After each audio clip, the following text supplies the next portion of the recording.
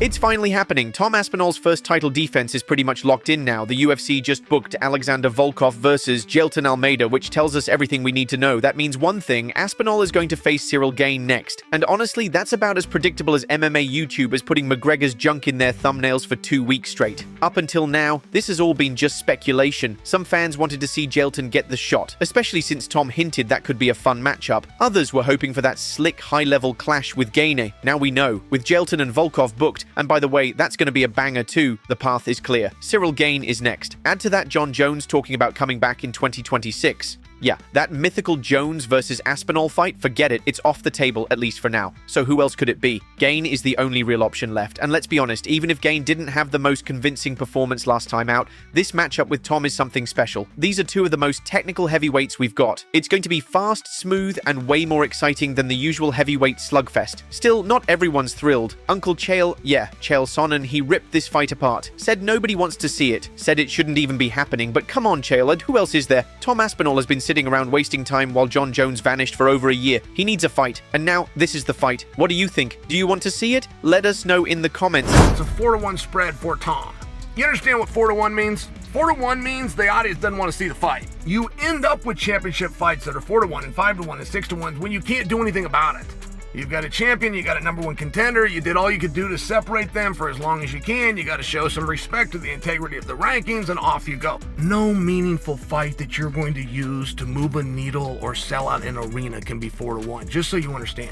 So, if you're in the position where you get to make any fight that you want, except for, of course, the one that you've spent 6 months trying to make, I don't believe you're going to make one that is 4-1, which represents a lack of interest by the audience. Now, the other thing that you're going to need is for a very good case of amnesia. And all of the media, and the media loves to do this, they're pretending right now.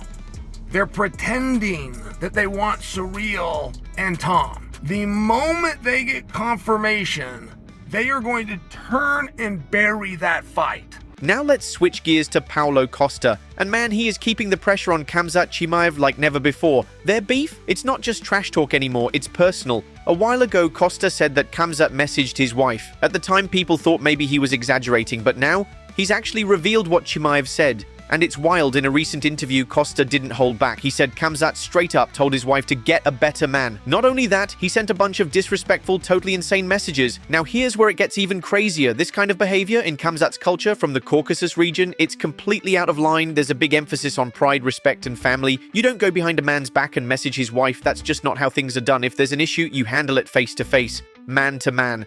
So because of that, people from Chimaev's own hometown, people from Chechnya, are furious. They're calling him out. This isn't just online backlash, it's real. It's from his own people. Costa says he's done playing games. He wants to go back to the old version of himself, the wild, aggressive, no-nonsense Paulo fans fell in love with. That Paulo who used to walk into the cage and just swing like his life depended on it. And he's promising to bring that back this weekend when he fights Roman Kopylov. He's not thinking about Twitter. He's not worried about sending cryptic messages. He wants a real fight. And after this weekend, he's calling out Chimaev to his face. The truth? Not many fans are even talking about Costa right now. He's faded a little from the spotlight, but that could change. If he walks in there and dominates Kopylov, if he reminds people of the old Paulo, then who knows? He might just shake things up again. He might force people to care. We'll find out soon enough. Doesn't matter if he won that fight or not.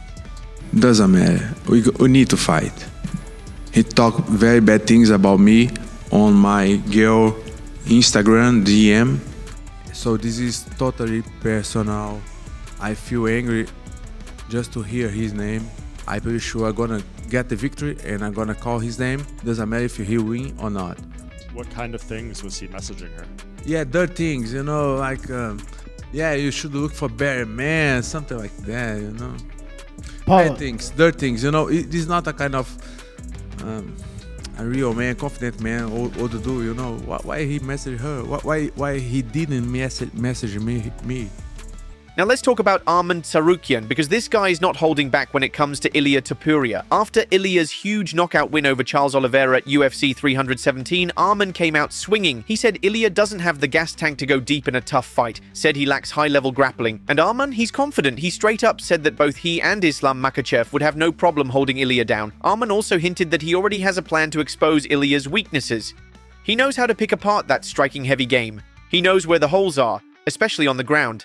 And this beef between Arman and Ilia? It's been simmering for a while. Now that Ilia has the belt, things are heating up. Big time. Stylistically, this would be insane. You've got Arman's relentless wrestling and pressure. Then there's Ilia's knockout power and sharp boxing. If this fight happens, it'll be electric. Will it be next? Probably not. There's still some tension between Arman and the UFC. Don't forget, he was supposed to headline a card against Islam, but that fell apart. Dana White didn't like how that went down. And yeah, that kind of stuff matters. Right now, Arman's on the outside looking in. But if he can rack up another big win and keep the pressure on, it's just a matter of time before he gets his shot. When it does happen, when Arman and Ilia finally meet inside the cage, expect fireworks. That one's gonna be personal. Here's what Arman had to say about Ilia. He's a really good boxer, hits hard, really heavy punches, and he's smart. He's patient, doesn't rush.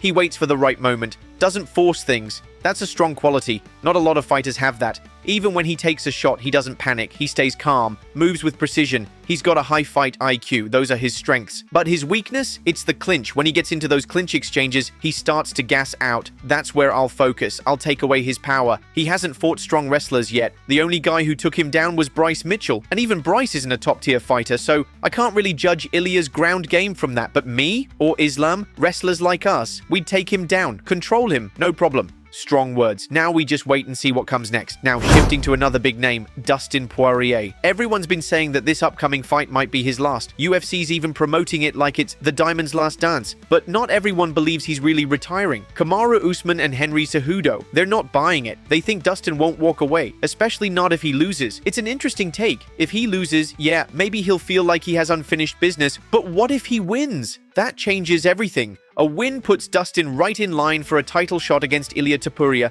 That would be a massive fight. Tons of hype, big payday. And let's be honest, those are the kinds of opportunities that are hard to turn down. But we've got to be real here. Even if there's a chance he keeps going, there's a stronger chance this is it. Dustin's had a long, brutal career. He's given everything. And no matter how it ends, fans will always respect him. Oh, if a guy like Max Holloway does get it done, I don't think Dustin will say goodbye, bro. I just don't. I don't know. I could be wrong. How believable do you believe? How truthful do you think that is? Oh, fucking that Dustin Poirier is done. Well, look at me. How many times did I This sport we love. It's wild, unpredictable, and at times brutally honest. Whether it's Tom Aspinall stepping into his biggest test yet, Paulo Costa reigniting his fire, or Arman Tsarukyan calling his shot, every fighter has something to prove. Every grudge, every challenge, every round. It all means something. And as fans, we get to ride the highs and the lows with them. So stay tuned, because if there's one thing MMA always promises, it's that the next chapter is never boring.